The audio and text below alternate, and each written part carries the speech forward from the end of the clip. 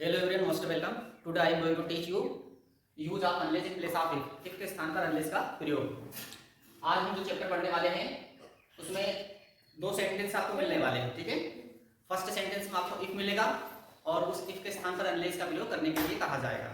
ये रूल्स अगर मान लो आप अच्छे से याद कर लेते हो तो किसी भी प्रकार का सेंटेंस, किसी भी टाइप का सेंटेंस अगर मान लो आता है इफ के स्थान पर अनलेस का प्रयोग करने के लिए, तो आप इफ के स्थान पर अनलेस का प्रयोग आसानी से कर सकते हो। ये जो चार रूल्स यहाँ पर लिखे हुए हैं ये आपको किसी भी सीरीज में नहीं मिलने वाले हैं। ये सिर्फ मैंने अपनी जुगाड़ से ये कंप्लीट करे हैं, बनाए हैं, अपने तरीके से ये नियम तैयार किए हैं।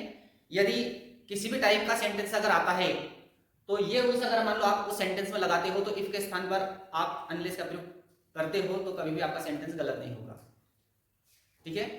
समझ में आ रही बात? तो आज हम सीखने वाले हैं use of unless in place of if के स्थान पर अनलेस का प्रयोग। सबसे पहले हम समझ लेते हैं इफ का मतलब यदि होता है और अनलेस का मतलब यदि नहीं होता है। जैसा कि अर्थ में दिया हुआ है यदि नहीं, अनलेस में यहां पर नॉट छुपा हुआ है, ठीक है। इफ के स्थान पर जैसे हम अनलेस का प्रयोग करेंगे तो उस सेंटेंस में नॉट जुड़ने वाला है। इफ हटाएंगे, अनलेस लगाएंगे तो वो सेंटेंस कैसा बनेगा? नेगेटिव, है ना। बिना नॉट लगाए वो सेंटेंस नेगेटिव बनने वाला है। तो यहां पर इफ के स्थान पर अनलेस का प्रयोग करने के लिए सबसे पहले तो सेंटेंस का हिंदी अर्थ आपको आना चाहिए। यदि आप हिंदी अर्थ जानते हो तो इफ के स्थान पर अनलेस का प्रयोग बड़ी आसानी से आप अच्छे से कर पाओगे। लेकिन यदि आपको अर्थ नहीं आता है तो फिर ये चार नियम आप याद कर लीजिए। ये चार नियम आप याद कर लीजिए, आपको अर्थ की जरूरत नहीं पड़ेगी। बिना अर्थ के भी आप उस सेंटेंस में अनलेस का प्रयोग कर सकते हो। ये जो चार नियम है ये अर्थ के आधार पर मैंने तैयार किए हैं। ये आपको किसी सीरीज में नहीं मिलने वाले कि आप किसी सीरीज में ढूंढ लोगे और याद कर लोगे और आपका काम हो जाएगा। ये चार नियम आपको अच्छे से याद करना है और यदि ये नियम आपको आते हैं तो समझ लीजिए कि आपको अर्थ लगाने की जरूरत नहीं पड़ेगी। मतलब वह बच्चा भी इस प्रयोग को बड़े आसानी से हल कर सकता है जिसको अर्थ करना याद नहीं है। इंग्लिश के सेंटेंस का हिंदी अर्थ अगर वो नहीं बना पाता है और यदि उसको ये चार नियम अच्छे से आते हैं तो वो इफ के स्थान पर अनलेस का प्रयोग कर सकता है। यहाँ पर कौन कौन से यहाँ पर चार नियम दिए हैं? पहला नियम, दो सेंटेंस को जोड़ने के लिए इफ के स्थान पर अनलेस का प्रयोग किया जाता है। दो सेंटेंस मिलेंगे आपको, ठीक है। अब दो सेंटेंस में एक सेंटेंस इफ वाला मिलेगा और एक सेंटेंस आपको बिना इफ वाला मिलने वाला है। तो दो सेंटेंस को जोड़ने के लिए इफ के स्थान पर अनलेस का प्रयोग किया जाता है। मतलब दो वाक्य आपको मिलने वाले हैं, एक इफ वाला और एक बिना इफ वाला। तो जो इफ वाला सेंटेंस है उसको हमें सबसे पहले लिखना है। तो इफ के स्थान पर हमें सबसे पहले क्या लगाना है? अनलेस का प्रयोग करना है, नियम नंबर 1 के आधार पर। दूसरा नियम कह रहा है यदि इफ वाले सेंटेंस में नॉट दिया गया हो तो उसे हटा दिया जाता है। सेकंड नियम समझ लिया, यदि इफ वाले सेंटेंस में नॉट दिया गया हो तो उसको हटाना है। इफ के स्थान पर जैसे हम अनलेस लगाते हैं और यदि उस सेंटेंस में नॉट दिया गया हो, इफ वाले सेंटेंस में नॉट दिया गया हो तो उसको हटाना होगा। क्यों हटाएंगे? देखिए, जैसे हम इफ को हटा के अनलेस लगाएंगे तो उसका अर्थ यदि नहीं बन जाएगा, लेकिन ऑलरेडी पहले से उसमें अगर मान लो नॉट दिया हो, इफ वाले सेंटेंस में मान लो पहले से नॉट आता हो, ध्यान दीजिए, यदि इफ वाले सेंटेंस में पहले से ही नॉट दिया हो और इफ के स्थान पर जैसे हम अनलेस लगाएंगे, है ना, तो ये सेंटेंस कैसा बन जाएगा? नेगेटिव बन जाएगा।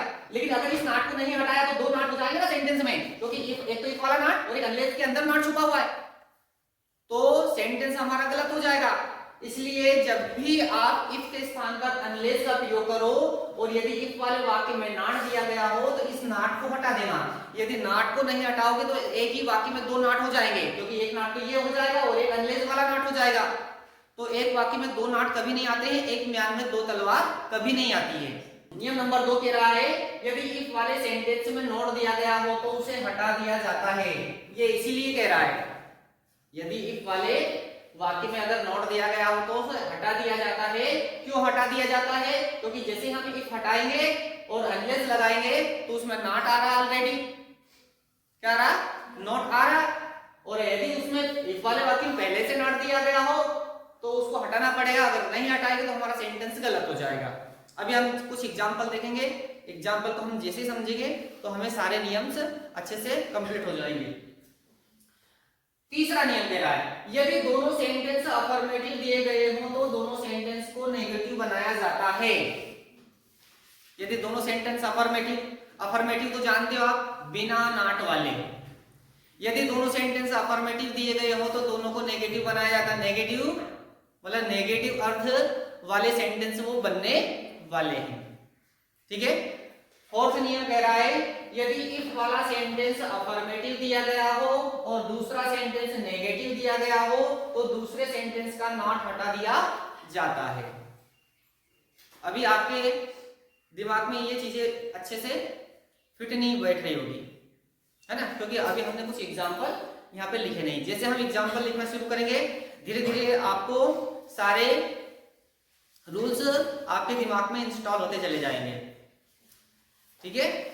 तो ये जो नियम है, ये 4 नियम आपको अच्छे से कंप्लीट करना है। एक बात और भी बता दूं कि इफ वाले वाक्य में जैसे हम अनलेस लगाएंगे तो जरूरी नहीं कि वो चारों के चारों नियम उस सेंटेंस में लगे।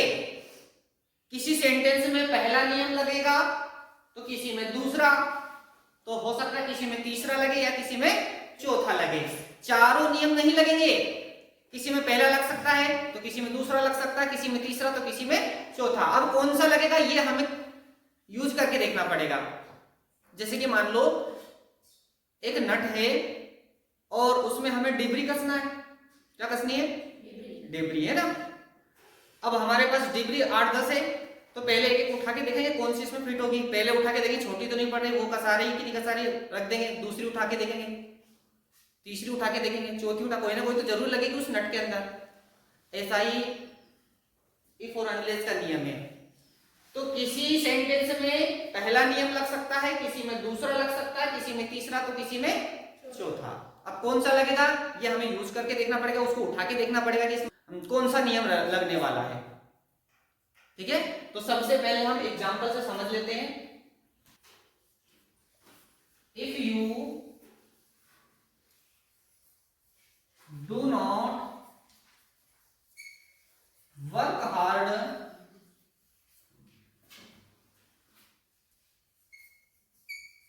you will fail.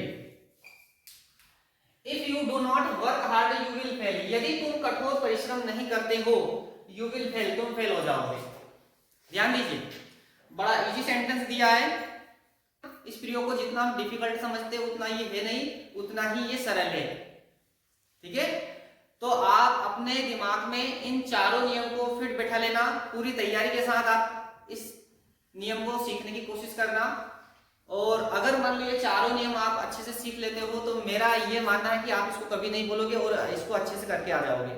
लेकिन हाँ, सीखने के लिए आपके अंदर क्यूरियोसिटी होना चाहिए कि हाँ मैं इसको सीख लूंगा। ठीक है। अगर आपके अंदर इसको सीखने की लगन है, इच्छा है, तो आप इसको कर सकते हो। और यदि आपने पहले से मन बैठा लिया है कि यार मैं तो इसको नहीं कर पाऊंगा, तो मेरी ताकत नहीं मैं आपको सिखा दूं। मेरी क्या किसी टीचर की ताकत नहीं कि वो आपको सिखा दे। भगवान भी आ जाए और आपको सिखाने लगे तो वो भी नहीं सिखा पाएंगे, क्योंकि आपने पहले से ही मन तो ऐसा बना रखा कि मैं तो इसको सीख नहीं पाऊंगा। तो जैसा हम सोचेंगे वैसा होता है। हमारे सोचने के ऊपर डिपेंड करता है कि हम किसी चीज को सीखना चाहते हैं या नहीं चाहते। कोई चीज इजी और डिफिकल्ट नहीं होती, कोई भी चीज सरल और कठिन नहीं होती है। ये हमारे दिमाग का खेल है। किसी चीज को हम अगर मान लो कठिन बना लेते हैं तो हमारे लिए कठिन बन जाती है, और किसी चीज को हम अगर मान लो सरल बना लेते हैं तो हमारे लिए सरल बन जाती है। ये सिर्फ हमारा दिमाग का खेल है। कोई चीज किसी स्टूडेंट के लिए सरल होती है तो किसी स्टूडेंट के लिए कठिन होती है, जबकि है तो वो एक ही चीज। किसी को कठिन लगती, किसी को सरल लगती। कठिन किसको लगती? जिसने पहले से ही अपनी मेंटेलिटी ऐसी बना रखी कि ये मेरे लिए संभव नहीं, मैं इसको नहीं सीख पाऊंगा, तो उसके लिए और कठिन हो जाती है। और अगर मान लो आपने बना लिया, आपने मन पे ऐसा बना लिया कि नहीं मैं तो इसको अच्छे से सीख सकता हूँ, कोशिश करूंगा, एक बार नहीं तो दूसरी बार ट्राई करूंगा, तो वो चीज आपके लिए धीरे धीरे सरल होने लगती है। ठीक है, समझ में आ गई बात? तो देखते हैं इस सेंटेंस को। If you do not work hard you will fail. यदि तुम कठोर परिश्रम नहीं करते हो तो यू विल फेल, तुम फेल हो जाओगे। अब सबसे पहले हम शुरुआत कहां से करेंगे? सबसे पहले नियम से। पहले फर्स्ट रूल देखेंगे, फिर सेकंड देखेंगे, फिर थर्ड देखेंगे, फिर फोर्थ देखेंगे। वन बाय वन करना है, ठीक है।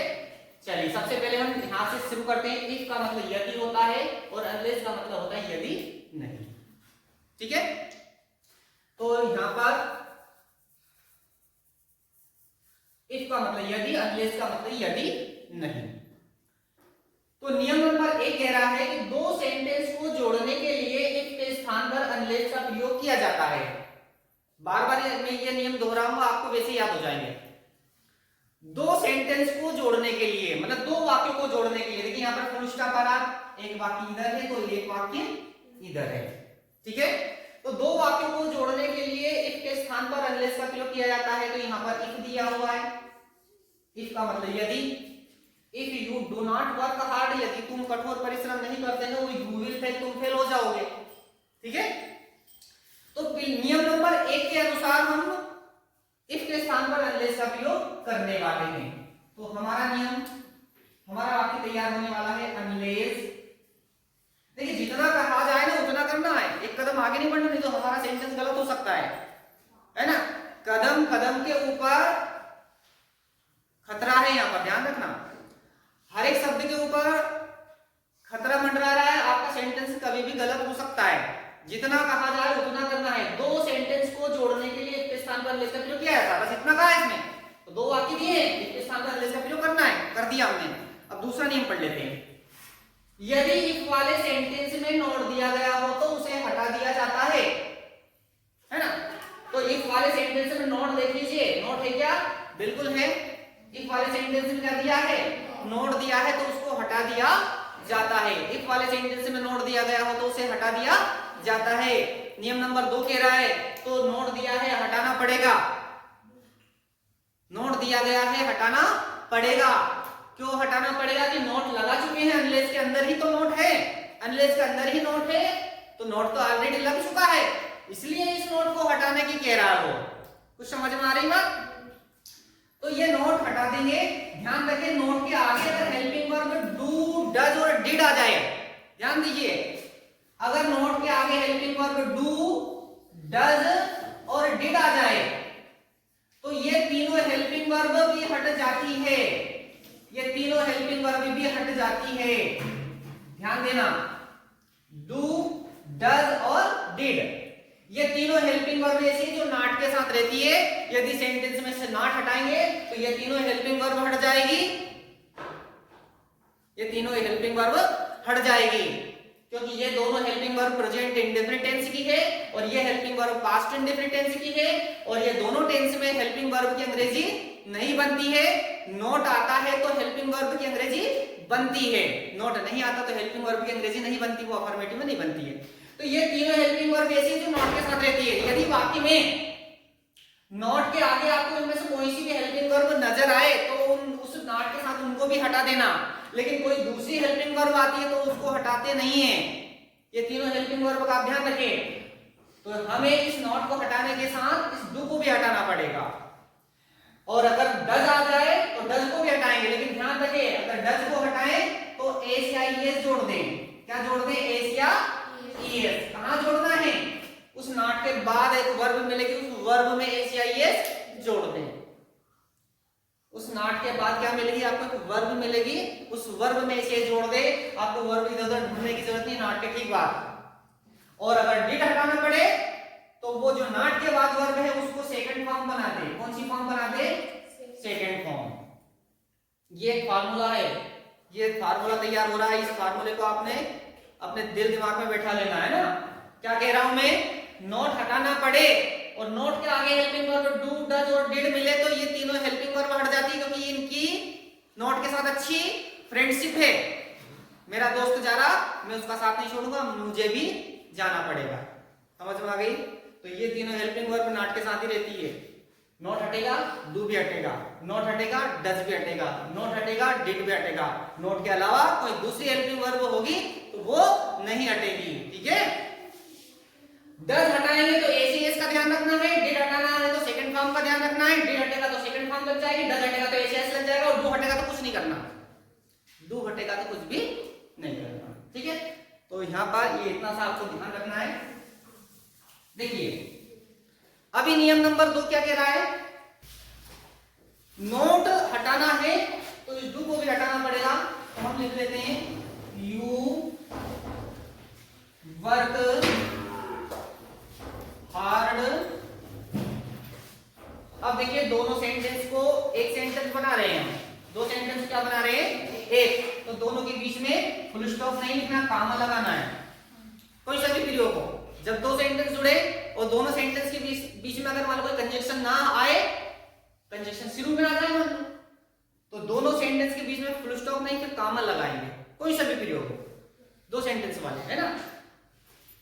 कितने नियम हो गए, पहला नियम हमने इसमें लगा दिया, दूसरा भी लगा दिया, तीसरे पे चलते हैं। अब तीसरे पे आ जाते हैं। यदि दोनों सेंटेंस अफर्मेटिव दिए गए हो तो दोनों सेंटेंस को नेगेटिव बनाया जाता है। तो दोनों सेंटेंस अफर्मेटिव है क्या, देख लीजिए। अफर्मेटिव का मतलब बिना नाट वाला है क्या, ये इधर वाला तो बिना नाट वाला है, लेकिन इधर वाला तो नाट वाला है। इस वाक्य में नियम नंबर 3 वाली कंडीशन नहीं दी गई है। यदि दोनों सेंटेंस अफर्मेटिव दिए गए हो तो दोनों सेंटेंस नेगेटिव बनाए जाते हैं। तो इस वाक्य में ये इधर वाला तो अफर्मेटिव है, लेकिन इधर वाला अफर्मेटिव नहीं है, नेगेटिव है। तो यहां पर इस वाक्य में नियम नंबर 3 वाली कंडीशन नहीं दी गई है, ठीक है। तो यहां पर नियम नंबर 3 नहीं लग रहा है, इस नियम को लगाने की जरूरत नहीं है इस वाक्य में। चौथे पर आ जाइए। यदि इस वाला सेंटेंस अफर्मेटिव दिया गया हो, कंडीशन देखिए, यदि इस वाला सेंटेंस अफर्मेटिव दिया गया हो, देखिए अफर्मेटिव है क्या, बिना नाट वाला है क्या, नहीं। और दूसरा वाक्य नेगेटिव दिया गया हो, दूसरा वाक्य नेगेटिव है क्या, नहीं है, तो दूसरे वाक्य का नाट हटा दिया जाता है। मतलब ये नियम नंबर 4 वाली कंडीशन भी इसमें नहीं है, तो ये नियम नंबर 4 में नहीं लगेगा, ठीक है। नियम हमें चारों याद होना चाहिए। कौन से वाक्य में नियम नंबर पहला लग सकता है, कौन से में दूसरा लग सकता है, किस में तीसरा, किसी में चौथा। नियम तो चारों याद होना चाहिए, कौन सा लगना है वो हमें लगा के देखना पड़ेगा। 1 बाय 1 हम शुरू से नियम को लगाएंगे, कौन सा लगेगा वही उसमें यूज करेंगे। अब नियम खत्म हो गए, नियम खत्म हो गए, वाक्य हमारा ये बचा हुआ, ऐसा कैसे लिख दो इसको, और क्या, यू विल फेल। यदि तुम कठोर परिश्रम नहीं करते हो तो तुम फेल हो जाओगे। ऊपर वाले सेंटेंस में भी वही कहा है, नीचे वाले सेंटेंस में भी वही कहा है, ठीक है। ऊपर कहा था you do not work hard, यदि तुम कठोर परिश्रम नहीं करते हो यू विल फेल, तुम फेल हो जाओगे। नीचे कहा है अनलेस यू वर्क हार्ड, यदि तुम कठोर परिश्रम नहीं करते यू विल फेल, तुम फेल हो जाओगे। दोनों का एक ही अर्थ है, दोनों के अर्थ में कोई परिवर्तन नहीं हुआ है, केवल हमने इफ के स्थान पर अनलेस का प्रयोग किया है, ठीक है। तो हमने क्या सीखा है कि इफ के स्थान पर अनलेस का प्रयोग कैसे किया जाता है। अब ये हमारे पास 4 नियम हैं कि चारों नियम हमें याद होना चाहिए। किसी सेंटेंस में पहला नियम लग सकता है, किसी में दूसरा, किसी में तीसरा, तो किसी में चौथा। तो ये हमारा फर्स्ट सेंटेंस कंप्लीट हो गया। अब हम दूसरा सेंटेंस देखते हैं। दूसरा सेंटेंस है if he works hard he can pass, यदि वह कठोर परिश्रम करता, देखिए इफ मींस यदि, ही मींस वह, वर्क्स यानी कार्य करता है, हार्ड मतलब कठोर, यदि वह कठोर कार्य करता है मतलब कठोर परिश्रम करता है। ही कैन पास, वह पास हो सकता है। यदि वह कठोर परिश्रम करता है तो वह पास हो सकता है। चलिए अब हम स्टार्ट कहां से करेंगे, नियम नंबर 1 से, ठीक है। सबसे पहले देख लीजिए, इफ मींस यदि होता है, अनलेस मींस यदि नहीं होता है, इफ के स्थान पर अनलेस का प्रयोग करने के लिए कहा जाता है। इंग्लिश का जो सेंटेंस है उसके आगे कोष्टक में लिखा रहेगा use of unless in place of if, if के स्थान पर अनलेस का प्रयोग करो, ठीक है। या केवल ऐसा भी लिखा हुआ आ सकता है यूज अनलेस, अनलेस का प्रयोग करो, ठीक है। तो अनलेस का प्रयोग करने के लिए कहा जाएगा, कहां करना है, इफ के स्थान पर। देख लेते हैं। सबसे पहले कहां से शुरू करेंगे हम, नियम नंबर 1 यहां से शुरू करने वाले, ठीक है। अब कौन सा नियम इसमें लगने वाला है ये हमें चेक करके देखना पड़ेगा। सबसे पहला नियम से हम शुरू करते हैं। दो सेंटेंस को जोड़ने के लिए इफ के स्थान पर अनलेस का प्रयोग किया जाता है ना, दो सेंटेंस को जोड़ने के लिए इफ के स्थान पर। नियम नंबर 1 कह रहा, यहाँ पर दो सेंटेंस दिए, यहाँ फुल स्टॉप लगा हुआ है, इफ ही वर्क्स हार्ड, दूसरा सेंटेंस दिया ही कैन पास, ठीक है। दो सेंटेंस दिए, दोनों सेंटेंस में अब यहाँ पर नियम नंबर 1 कह रहा है कि दो सेंटेंस को जोड़ने के लिए इफ के स्थान पर, बार बार नियम में रिपीट कर रहा हूं ताकि ये नियम आपको याद हो जाए, है ना, क्योंकि आप बाद में तो किताब खोलते नहीं हो कि याद कर। मैं ये कोशिश करना चाह रहा हूँ यही याद करवा दूं। दो वाक्य को जोड़ने के लिए इफ के स्थान पर अनलेस का प्रयोग किया जाता है। ठीक है, यहाँ पर इफ दिया हुआ है, अनलेस लगा देते हैं, अनलेस यहाँ पर लगा देते हैं। ठीक है, अब उतना ही करना है जितना कहा जाए, आगे नहीं बढ़ना, आगे कुछ नहीं लिखना है। पहले नियम में इतना ही कहा है कि दो वाक्य को जोड़ने के लिए इफ के स्थान पर अनलेस का प्रयोग किया जाता है, इफ के स्थान पर अनलेस लगा दिया। अब दूसरा नियम पढ़ लीजिए, यदि इफ वाले सेंटेंस में नोट दिया गया हो तो उसे हटा दिया जाता है। इफ वाले सेंटेंस में नोट दिया गया हो तो उसे हटा दिया जाता है। क्यों हटाना है? क्योंकि अनलेस में नोट आ रहा है ना, इसलिए। तो इफ वाले सेंटेंस में नोट ढूंढ लीजिए, दूर दूर तक नजर नहीं आ रहा, देख लीजिए इफ वाले सेंटेंस में नोट आ रहा है क्या? नहीं आ रहा। यदि आता तो क्या करते हैं? हटा देते। यदि आता तो हटा देते हैं। इसका मतलब ये नियम नंबर 2 इसमें नहीं लग रहा, ये नियम नंबर 2 इसमें नहीं लग रहा, क्योंकि नियम नंबर 2 वाला सेंटेंस नहीं है यहाँ पर। तीसरे पे आ जाओ। तीसरा कह रहा है यदि दोनों सेंटेंस अफर्मेटिव दिए गए हो तो दोनों सेंटेंस को नेगेटिव बनाया जाता है। दोनों सेंटेंस अफर्मेटिव, अफर्मेटिव का मतलब बिना नाट वाले वाक्य, ठीक है। दोनों, इसमें भी नोट नहीं है, इसमें भी नोट नहीं है, दोनों में नोट नहीं है, दोनों में नोट नहीं है। इसका मतलब ये वाला नियम इसमें लगने वाला है, ये वाला नियम इसमें लगने वाला है। तो देखिए हम करते हैं शुरू।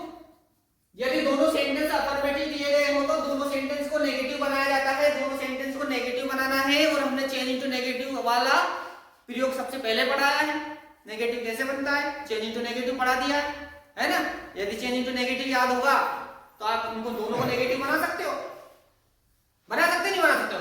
तो पहला वाक्य तो बिना नाट लगाए नेगेटिव बन रहा है, पहला वाक्य बिना नाट लगाए नेगेटिव बन रहा है, क्योंकि अनलेस में ही तो नाट है। नाट लगाने की जरूरत नहीं है आपको, अलग से चेंज टू नेगेटिव करने की जरूरत नहीं है, अलग से नाट लगाने की जरूरत नहीं है। और अलग से अगर नाट लगा दिया तो सेंटेंस आप खुद गलत कर रहे हो, समझ लेना। ठीक है, तो हम इसको कैसा लिखेंगे, हम ऐसा का ऐसा ही लिख देंगे। ये हमारा सेंटेंस नेगेटिव हो चुका है, सेंटेंस नेगेटिव हो चुका है, अनलेस लगा दिया नेगेटिव बन चुका है। अलग से नाट मत लगा देना, नहीं तो डबल नाट हो जाएगा, क्योंकि एक तो अनलेस में नाट आ जाएगा और एक आप लगा दोगे तो एक म्यान में दो तलवार नहीं आती है, एक वाक्य में दो नाट नहीं आते। ठीक है, क्लियर हो गया। चलिए अब दूसरे सेंटेंस को दूसरे सेंटेंस को नेगेटिव बनाना, हमें पहला तो बना दिया, दूसरा भी बनाना है।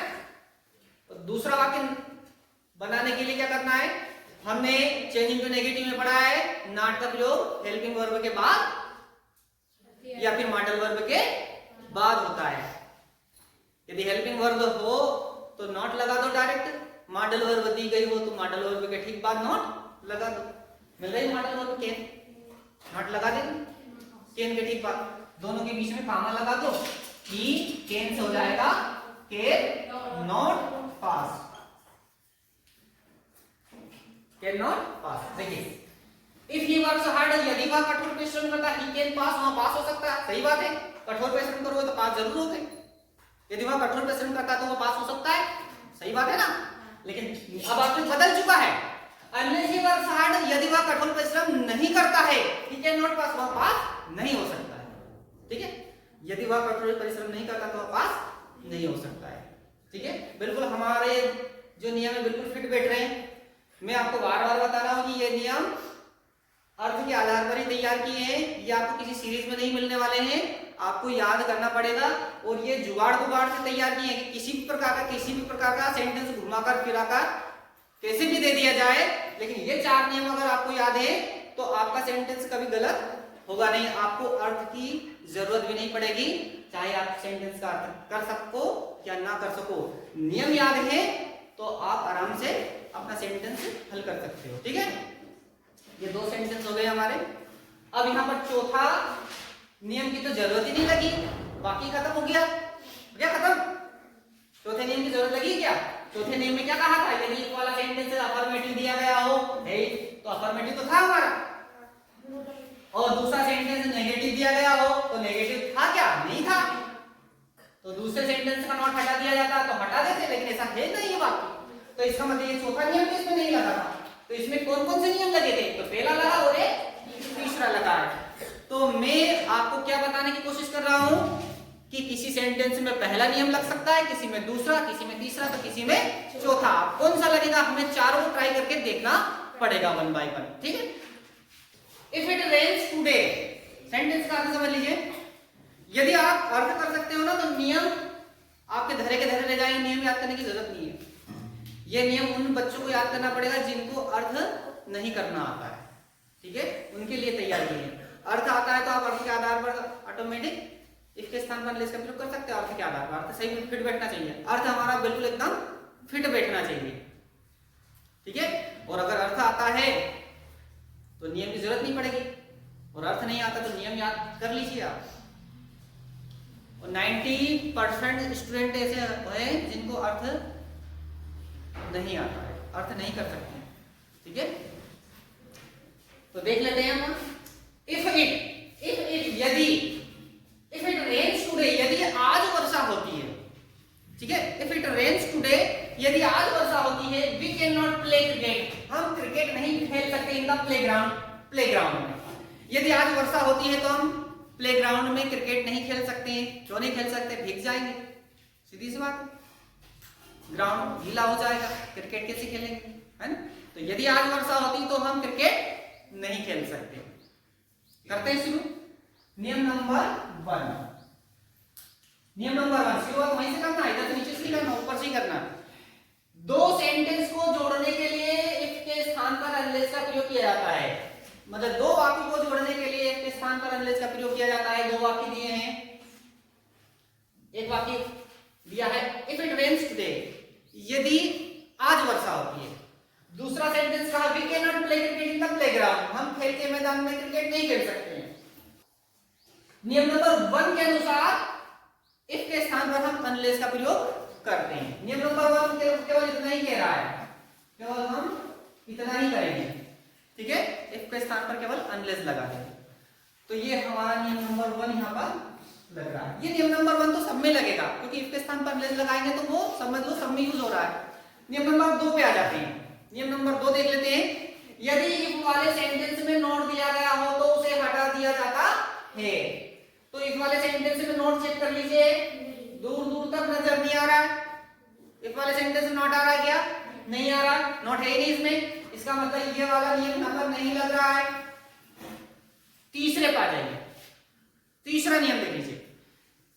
यदि दोनों सेंटेंस अफर्मेटिव दिए गए हो तो दोनों सेंटेंस को नेगेटिव बनाया जाता है। दोनों सेंटेंस अफर्मेटिव दिए गए हो, चलो चेक करते हैं। दोनों सेंटेंस अफर्मेटिव है। पहला सेंटेंस चेक करते हैं, अफर्मेटिव है, बिल्कुल है।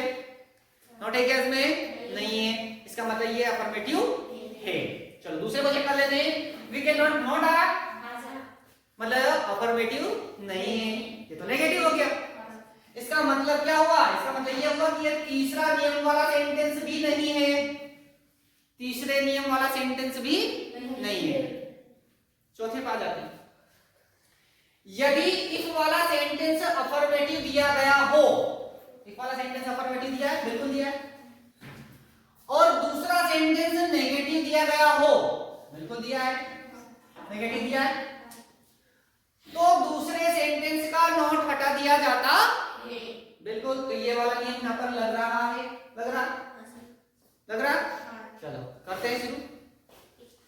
तो यहाँ पर यदि इफ वाला सेंटेंस अफर्मेटिव दिया गया हो, दूसरा सेंटेंस नेगेटिव दिया गया हो, तो दूसरे सेंटेंस का नोट हटा दिया जाता है, हमें दूसरे सेंटेंस का नोट हटाएंगे। तो यहाँ पर इफ के स्थान पर अनलेस लगा दिया, बाकी हम सेम वैसा का वैसा ही लिख देते हैं। दोनों सेंटेंस के बीच में कामा लगा देते हैं, है ना। नियम कह रहा है कि दूसरे सेंटेंस का नोट हटा दिया जाता, तो ये नोट हटा देंगे। तो क्या लिखेंगे हम? We can play cricket, we can play cricket in the playground,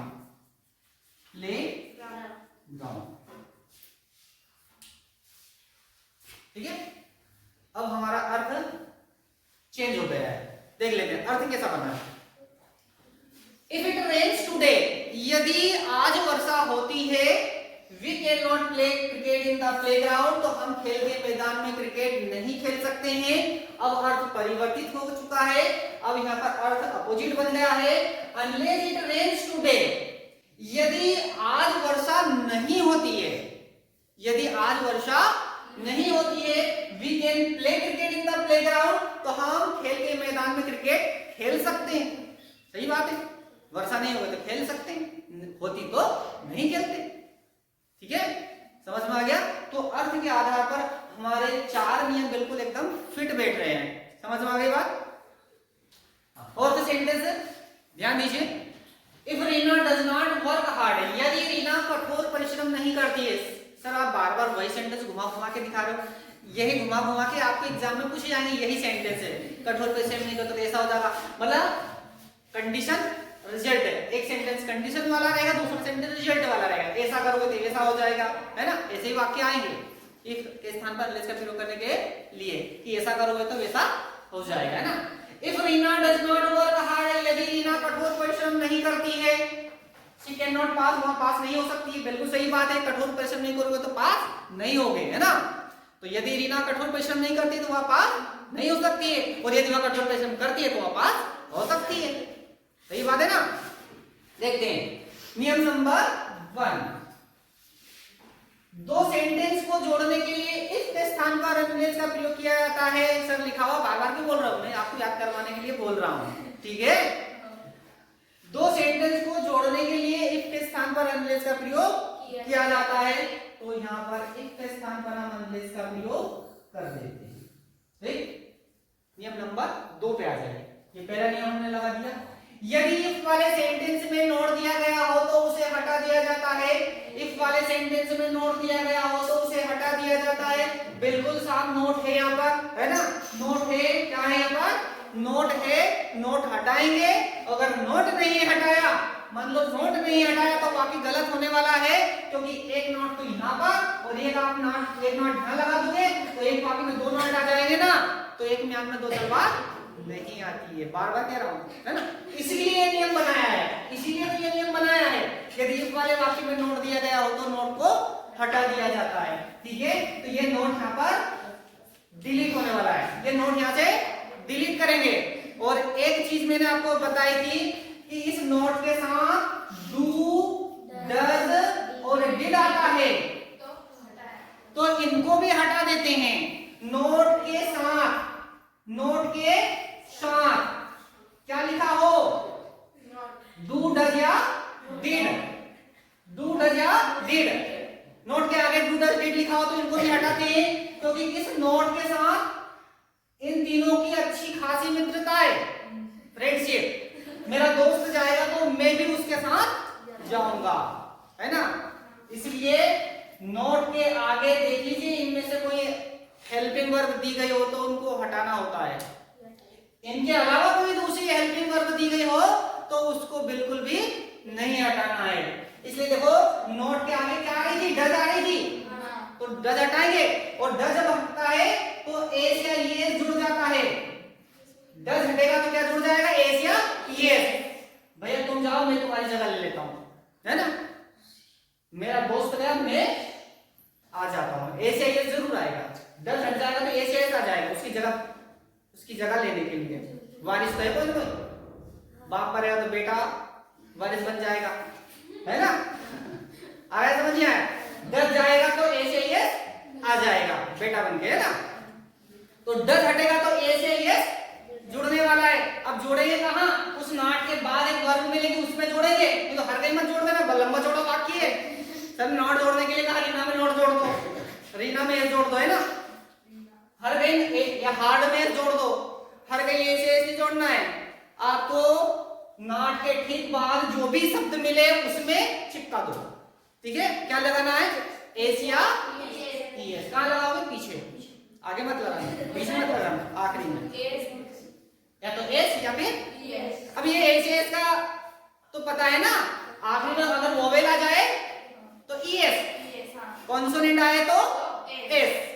vowel consonant तो जानते हो, ए ई आई ओ यू, ये वोवेल होते हैं।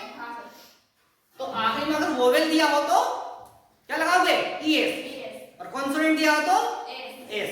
और अगर मान लो ई आता तो क्या लगाते हैं अपन, ई पहले से दिया होता तो केवल एस ही लगाते, है ना। ये कंडीशन आपको समझ में आ रही है। और अगर मान लो डिड होता तो क्या करते हैं, जब डिड होता है, जब डिड को हटाया जाता है तो उसकी जगह सेकंड फॉर्म ले लेती है। कौन सी फॉर्म ले लेती है, डिड का बेटा सेकंड फॉर्म, डज का बेटा एसीआईएस। जगह रिक्त स्थान की पूर्ति कौन करेगा, डिड हटेगा तो ये सेकंड फॉर्म हो जाएगी, डज हटेगा तो एसीआईएस आ जाएगा, और डू हटेगा तो कुछ भी नहीं, इसकी कोई संतान ही नहीं है इसका कोई बेटा ही नहीं है। डू हटेगा तो कुछ कोई भी नहीं आएगा, है ना। आगे बात समझ में आई। चलिए, तो ये हमारा नियम यहाँ पर रीना, ये डज यहां का हट जाएगा मैडम, डज नॉट पूरा हटेगा। वर्क में क्या लगाएंगे, एस लगा देंगे। वर्क में क्या लगा देंगे, एस। दोनों के बीच में काम। कौन सा नियम, यदि इफ वाले सेंटेंस में नोट दिया गया हो तो उसे हटा दिया जाता है। दूसरा नियम लग गया हमारा, दूसरा भी लग गया। तीसरे पे आ जाओ, यदि दोनों सेंटेंस अफर्मेटिव दिए गए हो तो दोनों सेंटेंस को नेगेटिव बनाया जाता है। दोनों सेंटेंस अफर्मेटिव दिए हो तो है क्या, अफर्मेटिव दोनों नेगेटिव है, अफर्मेटिव है क्या, इसका मतलब तीसरा नियम यहाँ पर नहीं लग रहा है। चौथे पे आ जाओ, यदि इस वाला सेंटेंस अफर्मेटिव दिया गया हो, दूसरे सेंटेंस नेगेटिव दिया गया हो तो दूसरे सेंटेंस का नोट हटा दिया जाता है। यदि इस वाला सेंटेंस अफर्मेटिव है क्या, अफर्मेटिव है क्या, दूसरा सेंटेंस नेगेटिव होता है तो उसका नोट हटा दिया जाता, नोट हटा दे क्या, नहीं हटाएंगे। आगे वाला अफर्मेटिव होता है तो नोट हटाते हैं। स्टूडेंट क्या करते हैं मालूम है, नियम को अच्छे से नहीं पढ़ते हो, दूसरे का नोट हटा देते, बोल यहां लिखा है दूसरे सेंटेंस का नोट हटा दिया जाता है। ये पढ़ लिया इतना सा और आगे बढ़ेंगे, आगे कंडीशन क्या थी।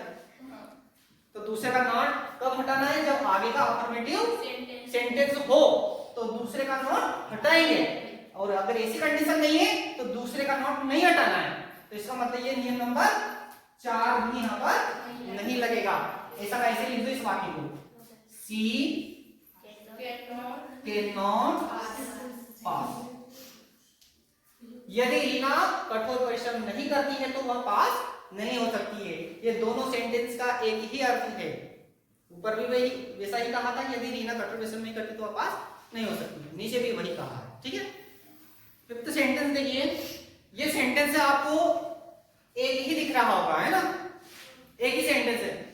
अब आप कहोगे सर ने तो 2 सेंटेंस का बताया था, यहाँ एक सेंटेंस आ गया, समस्या हो गई, सर ने पढ़ाया नहीं।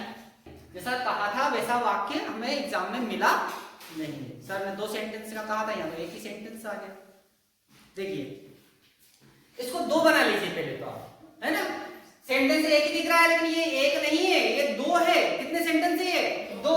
यहाँ पर बीच में कंजक्शन लगा हुआ है इफ। आपने इफ को शुरू में पढ़ा है लेकिन ये बीच में आ गया है, इस कारण से वो 2 सेंटेंस एक बन गया है। तो इसको हम 2 बना लेते हैं। ये एक सेंटेंस इफ के इधर वाला और एक सेंटेंस हो गया इफ के आगे वाला। ये 2 सेंटेंस, कितने सेंटेंस है, 2। ये इसको पहला सेंटेंस मानेंगे, इसको दूसरा सेंटेंस मानेंगे। करा क्या, आपको उलझाने के लिए सेंटेंस को बदल दिया, अल्टा पलटी कर दी। तो आगे आया, मैं पीछे चला जाता हूँ, बच्चों को उलझाएंगे अपन, मजा आएगा, है ना आया समझ में आया। मतलब ये आगे वाला सेंटेंस पीछे चला गया और पीछे वाला सेंटेंस आगे चला गया, है ना। वाक्य वही है, वाक्य वही है लेकिन उलझा दिया। देखिए, अब शुरू कहां से करेंगे अपन, इफ से। If Ram does not work hard, यदि राम कठोर परिश्रम नहीं करता है, ही कैन नॉट पास, वह पास नहीं हो सकता है। ठीक है, यदि राम कठोर परिश्रम नहीं करता तो वह पास नहीं हो सकता। अब ये क्या है, दोनों वाक्य एक ही वाक्य बना दिया, बीच में ये कंजक्शन इफ लगा दिया, है ना। समझ में आ गई बात। चलिए शुरू करते हैं हम। कहां से शुरू करना है, इफ वाले वाक्य को हमें पहला वाक्य मानना है।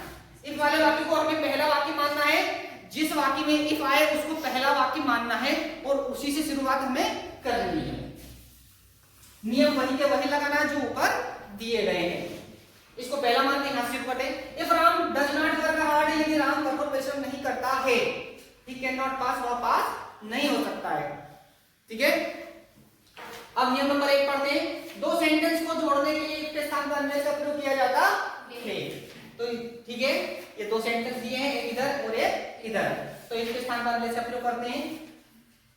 इस बात को पहले लिखना है, अभी बताया था मैंने, यहां पर लिख देते अनलेस, है ना। अब नियम नंबर 2 समझ लेते हैं। यदि इफ वाले सेंटेंस में नोट दिया गया हो तो उसे हटा दिया जाता है। देख लेते हैं, इफ वाले सेंटेंस में नोट दिया है क्या? इफ वाले सेंटेंस में नोट दिया है, हटा दे इस नोट को, इस नोट को हटा दे। अभी क्या बताया था? इस नोट के साथ जब भी हट जाएगा। इफ वाले वाक्य में नोट दिया गया हो तो उसको हटा दिया जाता। ये नोट हटेगा तो जज हटेगा, और जज का बेटा कौन है? एशिया। तो एशिया ये लग जाएगा, बाप गया तो बेटा आ जाएगा ना। ठीक है, तो देखते हैं अपन, राम 10 घाट हटा देंगे, वर्क में लगाएंगे एस, वर्क में लगा देंगे एस, और ये हो गया हार्ट। पहला वाक्य लिख दिया आपने, है ना। तो ये नियम नंबर 1 और नियम नंबर 2 दोनों यहां पर यूज हो गए। तीसरा देख लीजिए, यदि दोनों सेंटेंस अफर्मेटिव दिए गए हो तो दोनों सेंटेंस को नेगेटिव बनाया जाता है। दोनों सेंटेंस अफर्मेटिव है क्या? नहीं है। इधर भी नॉट, इधर भी नॉट, कहां अफर्मेटिव है? नियम नंबर 3 चौथे वाला, यदि इफ वाला सेंटेंस अफर्मेटिव दिया गया हो, है क्या अफर्मेटिव इफ वाला? नहीं है। आगे पढ़ने की जरूरत ही नहीं है ना। क्या करें, ये इस वाक्य को लिखते हैं, ऐसा कैसे नियम खत्म हो गए ना। ऐसा कैसे लिखते थे, कहां लगा देते, ही कैन नॉट पास, बन गया। अनलेस राम वर्क्स हार्ड, यदि राम कठोर परिश्रम नहीं करता है, कैन नॉट पास, वह पास नहीं हो सकता है। ठीक है, चलिए इस प्रयोग का ये लास्ट सेंटेंस है, समझ लीजिए। इफ सी, यदि वह इनवाइट्स आमंत्रित करती है मी, मुझे, हर बर्थडे पार्टी, उसके जन्मदिन की पार्टी पर, है ना। यदि वह मुझे उसकी जन्मदिन की पार्टी पर आमंत्रित करती है, I will attend the party, मैं पार्टी अटेंड करूंगा या करूंगी, है ना, जो भी है करने वाला। यदि वहां उसके बर्थडे पार्टी पर मुझे आमंत्रित करती है तो मैं पार्टी अटेंड करूंगा। ठीक है, आगे कंडीशन ये दी हुई है और इसका रिजल्ट ये दिया हुआ है। ठीक है, अब देख लेते हैं नियम नंबर 1। दो सेंटेंस को जोड़ने के लिए इफ के स्थान पर अनलेस का प्रयोग किया जाता है। याद हो गया आपको, है ना। तो यहाँ पर दो सेंटेंस दिए, इफ के स्थान पर अनलेस का प्रयोग करते हैं। ठीक है, कितना सारा आगे पढ़ते हैं। पहला नियम हो गया, पर दूसरा देखेंगे। यदि इफ वाले सेंटेंस में नोट दिया गया हो तो उसे हटा दिया जाता है। इफ वाले सेंटेंस में नोट ढूंढो, दूर दूर तक नजर नहीं आ रहा, है ना, आ रहा है भैया? चलिए छोड़ दो तो फिर इसको, तीसरे पर जाओ। यदि दोनों सेंटेंस अफर्मेटिव दिए गए हो, देखें दोनों अफर्मेटिव है, बिल्कुल बिना नॉट वाला है ये, इधर का चेक कर लो, ये भी बिना नॉट वाला, दोनों अफर्मेटिव है। कैसे ये अफर्मेटिव? यदि दोनों सेंटेंसेस अफर्मेटिव दिए गए हो तो दोनों सेंटेंसेस नेगेटिव बनाए जाते, मतलब ये दोनों सेंटेंस नेगेटिव बनने वाले हैं। कैसा बनने वाले? दोनों सेंटेंस नेगेटिव, मतलब ये भी नोट वाला और ये भी नोट वाला, दोनों सेंटेंस कैसे बनने वाले हैं? नेगेटिव। लेकिन ध्यान रहे, ये नेगेटिव ऑलरेडी बन चुका है, अनलेस में नोट आता है, अनलेस में नोट आता है, अलग से नोट नहीं लगाना है। अलग से नोट लगाया, नजर हटी की दुर्घटना घटी। ठीक है, तो यहाँ पर नोट, ये नोट लगाने की जरूरत नहीं है। यहाँ पर क्यों नोट नहीं लगाना है? क्योंकि नोट तो लगा दिया, अनलेस में नोट है। अनलेस का मतलब ही तो यदि नहीं होता है, अनलेस का मतलब ही तो यदि नहीं होता है, इसलिए ये वाक्य तो नेगेटिव बन चुका है। इस वाक्य को नेगेटिव बनाना है, हमारा काम खत्म। ठीक है, देखिए क्या कह रहा है ये, यदि दोनों सेंटेंस अफर्मेटिव दिए गए हो तो दोनों सेंटेंस नेगेटिव बनाए जाते हैं। तो हम इसको क्या करेंगे, इसको भी नेगेटिव बना देंगे। ये नेगेटिव बिना नॉट लगाए ही बन चुका है।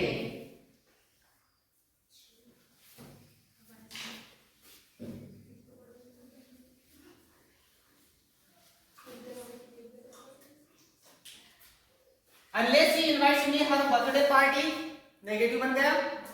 दूसरे को नेगेटिव बनाएंगे, चेंज टू नेगेटिव हमने ऑलरेडी पढ़ रखा है। हेल्पिंग वर्ब के ठीक बाद नोट लगाया जाता है। यदि हेल्पिंग वर्ब ना दी हो, मॉडल वर्ब दी हो, तो उसके बाद नोट लगाया जाता है। तो यहाँ पर हेल्पिंग वर्ब में फ्यूचर इंडेफिनिट टेंस की हेल्पिंग वर्ब आ रही है। विल के ठीक बाद क्या लगा देंगे? नोट लगा देंगे, कामा लगा के। यहाँ पर आई और विल के बाद क्या लगा देंगे? नोट लगाएंगे। Attend the party. अर्थ बदल चुका है, अर्थ बदल चुका है। ऊपर कहा था if she invites me her birthday party, यदि वह अपने बर्थडे पार्टी पर इनवाइट करती है। I will attend the party, मैं पार्टी अटेंड करूंगा। अब नीचे अर्थ अपोजिट हो गया है, बिल्कुल उल्टा। Unless she invites me her birthday party, यदि वह अपने बर्थडे पार्टी पर इनवाइट नहीं करती है। I will not attend the party, तो हम पार्टी में नहीं जाएंगे। हम पार्टी में क्यों जाएंगे भैया? बुलाएगा तो क्यों जाएंगे? बुलाएगा तो जाएंगे, नहीं जाएंगे, है ना? आया समझ नहीं आया? तो I will not attend the party, मैं पार्टी में नहीं जाऊंगा। ठीक है। अब चौथा नियम के नंबर ही नहीं आया, खत्म हो गया। अब तक चौथा नियम का नंबर ही नहीं आया, मतलब ये तीसरा लगा, इसमें चौथा नहीं लगा। ठीक है।